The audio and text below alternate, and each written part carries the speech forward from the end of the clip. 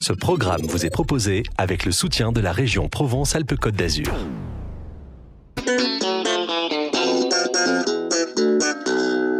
Alain Bescoulergue est avec nous ce matin. Airspace Drone, le drone comme le dirigeable, ce sont des spécialités un peu de la région Provence-Alpes-Côte d'Azur.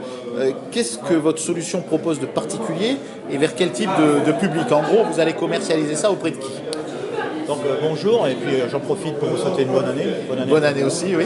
Airspace Drone, eh bien Airspace Drone, on est un système collaboratif en fait, qu'on appelle Unmanned Traffic System Management. En fait, ça veut dire tout simplement du trafic, de la gestion de trafic aérien, basse altitude, pour des appareils qui ne sont pas équipés de pilotes.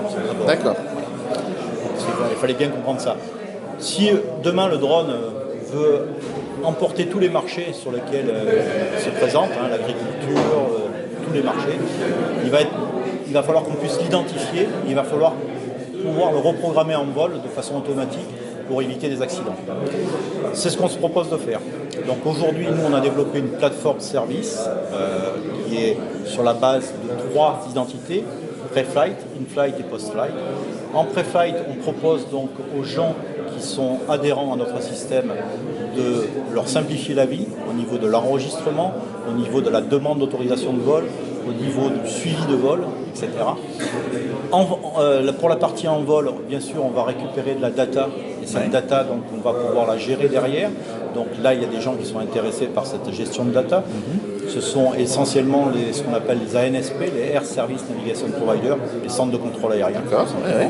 L'État aussi, qui veut avoir aussi son coup d'œil là-dessus, on va dire. D'accord. Donc on peut leur envoyer aujourd'hui par notre plateforme, et on l'a déjà fait, des informations pour qu'ils aient en temps réel la position sur une manifestation, les drones, etc.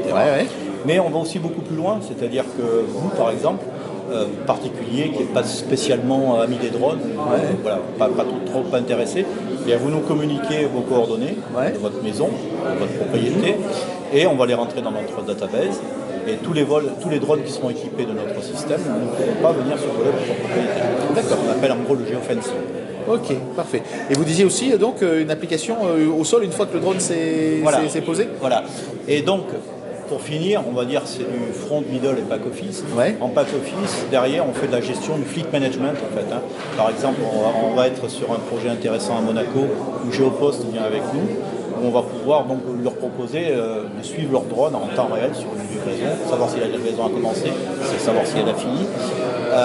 On ira bien sûr un peu plus loin là-dessus.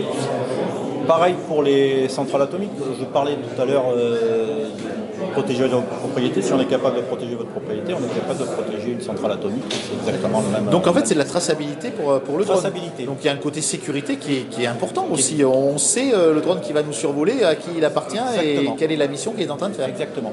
Et donc au sein de Airspace Drone, on s'est attaché aussi à développer toute une partie juridique. On a un département juridique qui puisque c'est une nouvelle technologie qui est en train de regarder un petit peu l'adaptation des lois qui sont aujourd'hui présentes. Est-ce qu'on peut les transposer sur cet espace aérien basse altitude? Donc une veille et un suivi. Pas qu'une veille, c'est l'adaptation de ce qui est aujourd'hui des lois pour l'aéronautique. Est-ce qu'on peut les adapter sur un espace aérien basse altitude? D'accord. Et alors, ce drone en lui-même, il sert à quoi? Parce que vous, c'est une solution que vous mettez en place. Alors, pourquoi est-ce que vous venez avec un drone là? Alors, pourquoi on vient avec un drone? Mais pour faire voir un petit peu la carte électronique, parce que c'est une carte électronique qui gère tout ça, elle est ici. Donc c'est une toute petite carte en fait, qui, je ne sais pas si on arrive à la voir, on va incliner le drone, voilà, c'est ici, là. Cette toute petite carte, elle fait beaucoup de choses en fait, voilà. Elle permet donc d'identifier le drone une fois qu'il est en vol, mais aussi d'enregistrer le drone avec son propriétaire au départ du magasin. Elle va permettre aussi de faire de l'anti-collision.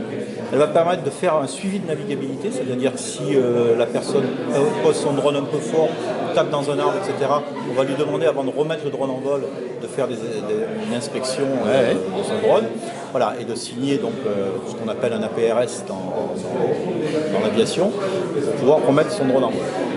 Voilà. Mais Elle va permettre aussi, et vous l'avez bien souligné, de faire de la traçabilité. C'est-à-dire que, par exemple, les assureurs aujourd'hui qui assurent un petit peu en aveugle, en responsabilité civile, un opérateur drone, avec notre système, ça va être beaucoup plus simple. Il y a de la traçabilité, on sait déterminer les responsabilités, et donc les assureurs sont évidemment très intéressés par notre système.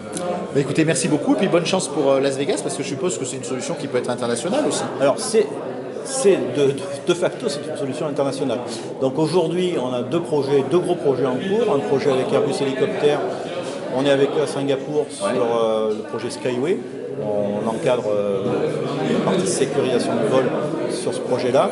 Et on a un projet qui a été récemment accepté par la Principauté de Monaco, où on va développer tout le système UTM, tout ce que vous voyez là. On va le développer donc sur Monaco et on va sécuriser toute la principauté monégasque. Voilà, parce que le drone sera peut-être bientôt utile pour les livraisons de grands opérateurs du e-commerce. C'est ce qu'on fera à Monaco. Merci, bonne chance pour le CES. À bientôt.